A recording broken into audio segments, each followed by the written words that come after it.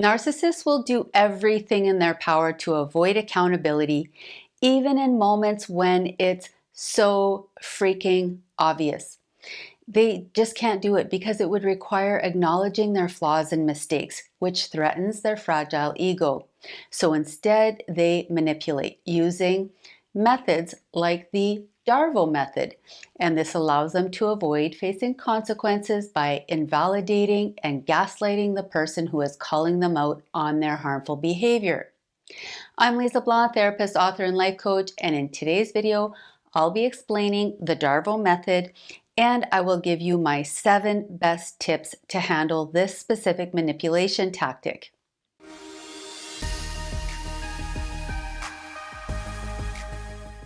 Okay, so first let's talk a little bit more about the DARVO method. DARVO is an acronym that stands for deny, attack, and reverse victim and offender positions. The deny phase is straightforward. This is where the narcissist refuses to accept any fault or responsibility for their actions. They might outright deny that the event even happened, or they might downplay their behavior or distort the facts to minimize their role. This tactic aims to plant seeds of doubt as to whether the event actually happened, how it happened, and was it that bad? The attack part is where the narcissist attacks and shifts blame onto the person who is calling them out. The reverse victim and offender is when the narcissist goes into victim mode, claiming that the person accusing them is in fact the one who is behaving in abusive or harmful ways. So they reverse the roles, portraying themselves as the victim. I'm not the bad guy in this, Mitchell. I'm the victim. Now keep in mind that sometimes these steps won't play out in perfect linear patterns, and that some instances aren't as clear-cut. But here's an example. Let's say you confront your narcissistic girlfriend about cheating on you. You have clear evidence. You saw messages on her iPad, so you have proof of her affair. And in response, she resorts to using the DARVO method. So her first step will be to deny. She might start by outright denying the affair, saying that it didn't happen. So she might say, I didn't do anything. It's not what you think. You're making it all up in your mind. These accusations are ridiculous. I'm not going to stand here and listen to this. I would never jeopardize our relationship. Something along those lines. Denying is always a convenient first move because it buys time and it typically leads you to reveal more information, including whatever proof you might have. At first, she might think that you're bluffing and you don't have any evidence. And if you can't prove it, then in the narcissist's mind, it didn't happen. So they will just continue to deny, deny, deny. Now, if you show that you have proof, instead of denying that it happened, she will shift into denying responsibility for what happened and downplaying the situations, saying things like, why are you blowing things out of proportion? It's really not that big of a deal. I was so drunk. We only kissed. It didn't mean anything. Why can't we just move on from this? The next step is going to be the attack. So let's say you're not allowing her to deny or downplay her actions. Then she will go into attack mode. This might include bringing up incidents from the past, attacking your character. So for example, accusing you of being crazy, insecure, paranoid, possessive, controlling. For example, she may say, how dare you invade my privacy and snoop through my phone? You have trust issues. You really need to deal with your past trauma. It's affecting our relationship. Or something like, let's not forget about the time you fill in the blank with whatever perceived or real transgressions from the distant past. Now, it's no longer about what she did. Now it's about you. It's about your behavior and your character being attacked. Step 3 is to reverse victim and offender roles. So here the tables really start to turn. She starts painting herself as the victim and you as the offender. It's your fault! What? You've been neglecting me, pushing me away. I needed you and you weren't there for me. You're never there for me. Or maybe you should think about why I felt the need to seek the attention of another man in the first place. Or I'm the one who's been hurt by your lack of trust and your constant accusations. Your trust issues are ruining our relationship. You're suffocating me. Your neediness, it's breaking me down. I really don't know how much longer I can do this. So in this reversal strategy, there are almost always threats to the relationship. So even though you are confronting their behavior, by the end of the DARVO method, it is your behavior and your character that's in question, and it's up to you to change.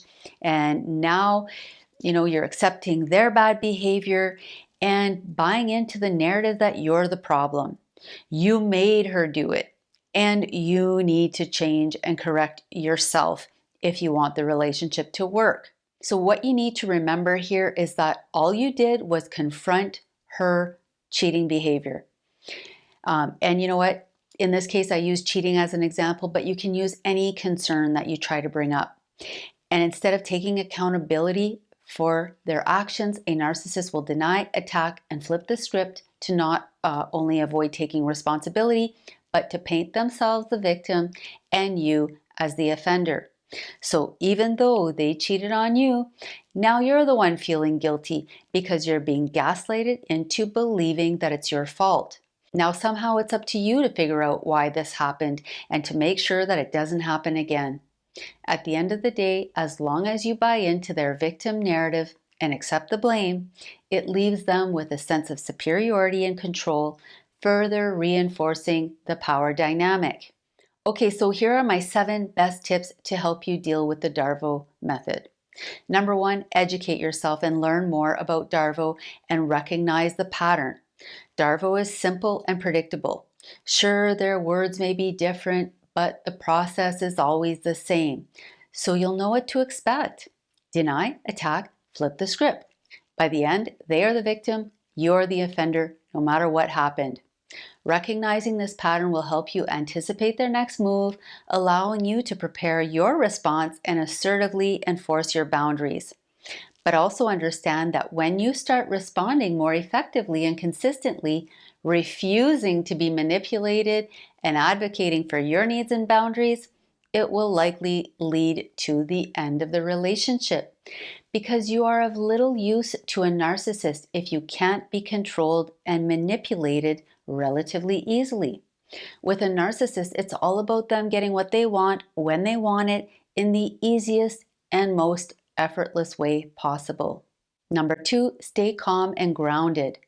When faced with the DARVO method, it's very important to try to stay calm and centered. One of the manipulator's goals in using the DARVO method is to provoke an emotional response from you. When you respond emotionally, you are off balance, making it much, much easier to manipulate you. Staying calm preserves clarity of thought. It allows for rational assessment of the situation and rational responses rather than emotional and impulsive ones. So if you notice that your partner is using the DARVO method to avoid accountability and you feel yourself starting to get worked up, take a step back. And remember, getting emotional only benefits the narcissist. It does not benefit you in any way. So take some space and think things through before saying anything more. And I'm going to caution you here, a narcissist will not be happy about you taking space, and they will do everything in their power to escalate the conflict by baiting your emotions. They do not want you in control of your emotions, and they certainly will not accept you controlling the pace and the intensity of the conflict. They want a quick resolution where you realize you're wrong, you apologize to them, and you promise to please and appease them in the future so that they don't have to be in such a state where they have no other option than to cheat on you. Number 3, document things. As many of you watching already know, Gaslighting is a powerful tool that over time makes you question and doubt your judgment, your perceptions, your memories. Using the DARVO method, the narcissist gaslights you into believing that you are the problem. Documenting these instances, including as much detail as you can, will give you the confidence to stand your ground, to see the truth, and help keep you sane. Number 4, set clear boundaries. Setting boundaries is very important in any relationship, but particularly important in toxic ones. At the end of the day, it's up to you to enforce your boundaries, because if you allow a narcissist to take advantage of you, then that is exactly what they are going to do. Number 5, avoid the role reversal. Narcissists rely on the defense mechanism of projection to rid themselves of negative emotions, of rejected aspects of their own psyche, and they will get very frustrated if you refuse to accept their projections. But it's important that you do not accept any false accusations or allow the narcissist to make you feel shameful and inappropriately guilty, either for things that you didn't do or for things that you did in the past that are not the subject of the current conversation. It's important that you don't buy the narcissist narrative about you. And remember, they will create a narrative that fits with your pre-existing vulnerabilities. Number 6, consider ending the relationship and going no contact. If you are taking the steps that I've already described, and there is no change in your partner's behavior, and they are still using the DARVO method anytime you try to bring up your concerns, then you need to ask yourself why you're still in this relationship. Yes, you may be trauma bonded, but if this is the case, then it's your responsibility to get the help that you need to break free. Number 7, maintain your safety and seek support. If you're dealing with a narcissist, don't wait for them to change and to get help. Instead, you get the support and the help that you need so you can learn to update your belief system, regulate your emotions, face reality, and start treating yourself more compassionately. I hope you found this video helpful, and if you did, please don't forget to like, comment, and subscribe to my channel. Thank you for watching, and to learn more about how to break free from a toxic relationship, please click on the link above.